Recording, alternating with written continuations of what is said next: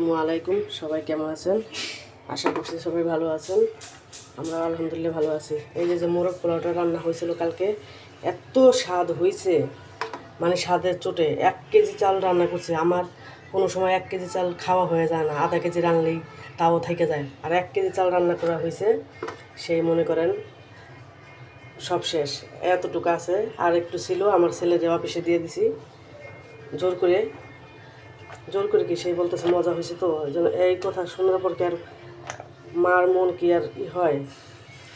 মন মানে যে আমরা থাকলে খাবো আর ছেলে খাবে না বাসি হয়ে গেলে, তাই গরম করে সকালবেলা দিয়ে দিছি। আর এতটুকু আছে, এটা মেয়ের জন্য, মেয়ে খাবে।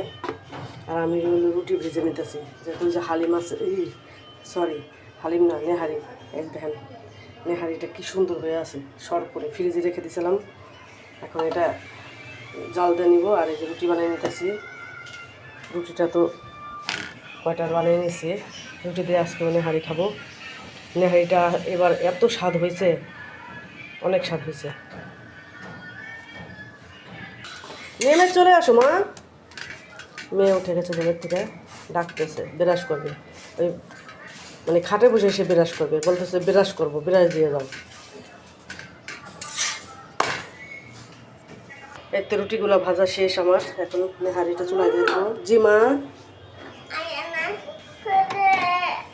ও ঘন হয়ে গেছে, মেয়ে ঘুমের থেকে উঠছে। হ্যাঁ দেখেন কি নিয়ে হ্যাঁ হ্যাঁ হ্যাঁ খেলনা নিয়ে যাবে। তোমার সাথে খেলা করবে আয়ন ভাইয়া? আচ্ছা আচ্ছা, এখন বিরাজ করে আগে যাও, বেড়ে নেই। যার জন্য রাখছি সেই এখনো খায় নেই। রাখছি কিন্তু আমার হাজব্যান্ডের জন্য। আমার হাজব্যান্ড মুখেই দেয় না এবার, মানে টাইমই পেতেছে না, সে অফিসের টাইমই পেতেছে না। খাবে কখন? বলতেছে তোমরা খাও, তোমরা খাও। তারপর পুরুষ মানুষ যদি না খায় তাহলে ভালো লাগে? কোনো জিনিস রান্না করলে বাসায় খাইতে চায় না, অফিসেতে খায়, বলে আমি অফিসে খাই, তোমরা খাও।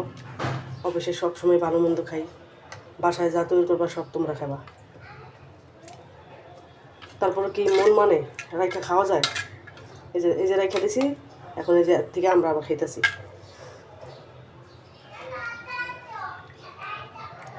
এতটুকু থাক, যদি খায় খাইব, না খাই যাবা আমাদেরই খাইতে হইব। এবার একটা অনেক মজা হয়েছে, অনেক।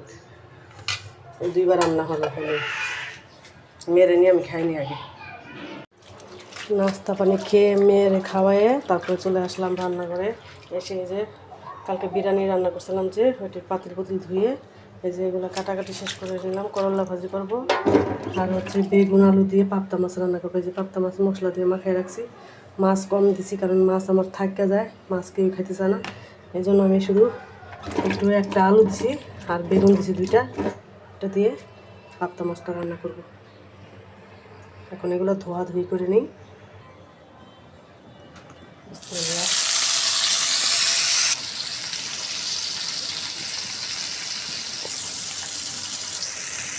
হয়ে গেছে, এখন করলা ভাজি করে নিব।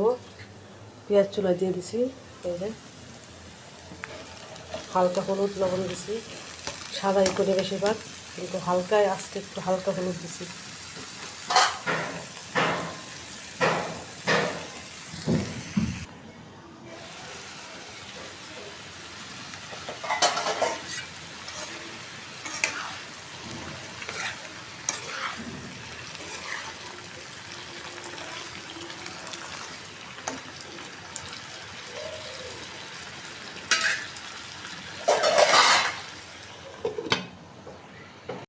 এখন আমি তরকারিটা বসাই দিব।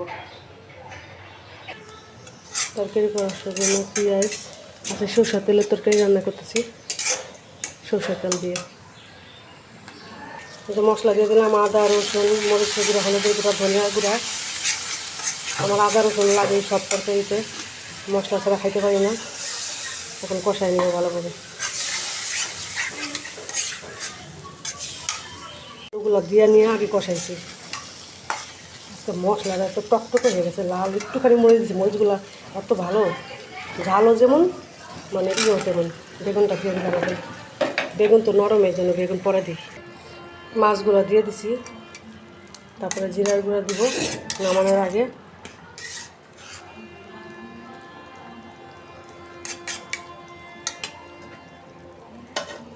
আস্তে আস্তে হোক। প্রতিদিন ঘর মোছা হয় মেডিসিন দিয়ে, হ্যাঁ, তারপর মাছি কমানো যাইতেছে না।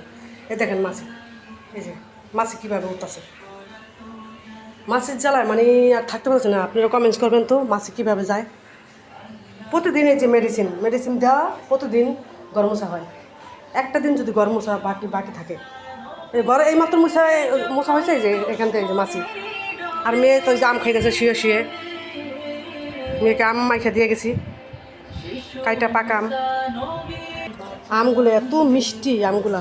কালকে আম নিয়ে অনেক কাহিনী হয়েছে। আম আইনা দুই পদের আম আনা হয়েছে, এক পদের আমে পোকা হয়েছে আর এক পদের আমে এটা পোকা হয় নাকি, এটা এত মিষ্টি। ওইটাও মিষ্টি ছিল যেটা পোকা হয়েছে, ওইটা পাল্টাইতে দিয়েছে। এখন পাল্টাতে নিবে না, মানে তখন বলছিল যে হ্যাঁ নিব পাল্টাইয়া। তারপর কি করব, তারপরে ছিলকা দিতে বলছে যে পোকা কাইটা ফেলাইছেন কোথায়, সেই কাঁটাগুলো নিয়ে আসেন। বলেন তো কী করা। তখন কি করব, সেই ময়লার ঝুড়িতে ফেলে দিয়েছে, তখন উঠাইয়া দিতে হয়েছে